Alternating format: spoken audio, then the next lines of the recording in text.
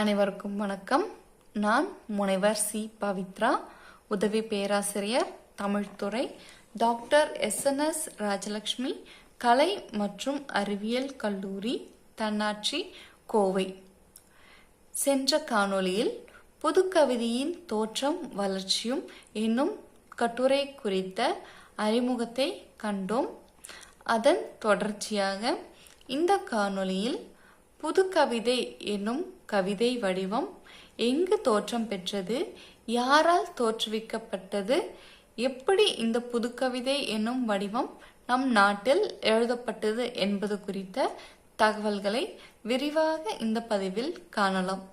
நாம் சென்ற காணொளியில் பார்த்தோம், ஒரு நாட்டில் ஏற்படும் அரசியல் மாற்றமானது அந்த நாட்டின் இலக்கியங்களையும் விட்டு வைப்பதில்லை. அப்படி நம் நாட்டு இலக்கியங்களில் ஏற்பட்ட ஒரு மாற்றம்தான் இந்த புதுக்கவிதை என்னும் வடிவம்.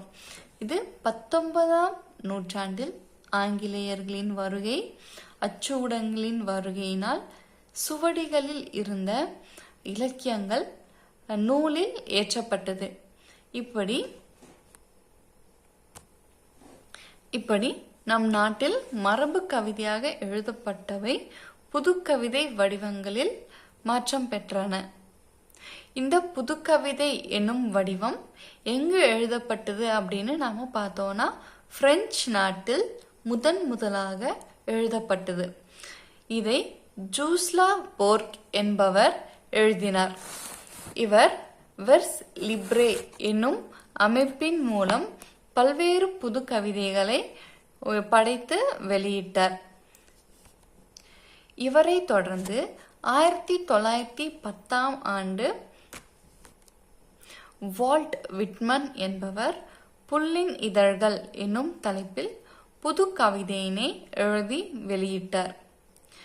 இவரை தொடர்ந்து எஸ்ரா பவுண்ட் என்பவர் பாழ் நிலம் என்னும் தலைப்பில் கவிதை ஒன்றை எழுதினார். இவர் எழுதிய இந்த பாழ் நிலம் எனும் கவிதையின் சிறப்பினை கண்டு அந்நாட்டில் இந்த புதுக்கவிதை வடிவத்திற்கு நோபல் பரிசு கொடுக்கப்பட்டது. அப்போ இந்த எஸ்ரா பவுண்ட் எழுதிய இந்த பாழ் நிலம் எனும் கவிதைக்கு நோபல் பரிசு கிடைத்ததை பார்த்தோம்னா, அப்ப இந்த கவிதை வடிவம் எந்த அளவுக்கு சிறப்பு பெற்ற ஒன்றுன்னு நாம பார்க்க முடியுது.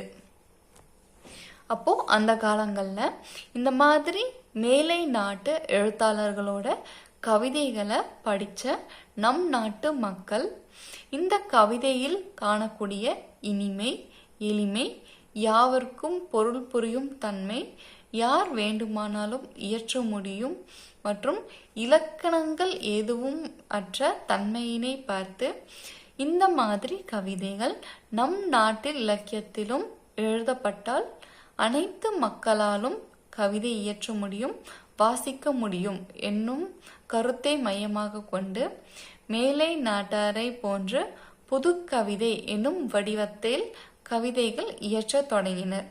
இப்படி நம் நாட்டில் புதுக்கவிதை என்னும் கவிதை வடிவத்தை முதல் யார் தோற்றுவித்தாங்க அப்படின்னு பார்த்தோம்னா, பாரதியார்.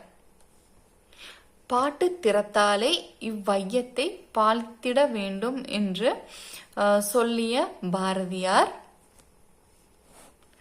தமது கவிதை எளிய பாமரனுக்கும் புரிய வேண்டும் என்னும் நோக்கில் இவர் ஒரு கவிதை வடிவம் எழுதுறாரு. இதுக்கு வசன கவிதை அப்படின்ற பெயர் கொடுக்கிறாரு. இப்படி புது கவிதை என்னும் வடிவத்தை பாரதியார் முதலில் எழுதியதுனால புது கவிதையின் முன்னோடி அப்படின்னு பாரதியார் புகழப்படுறாரு.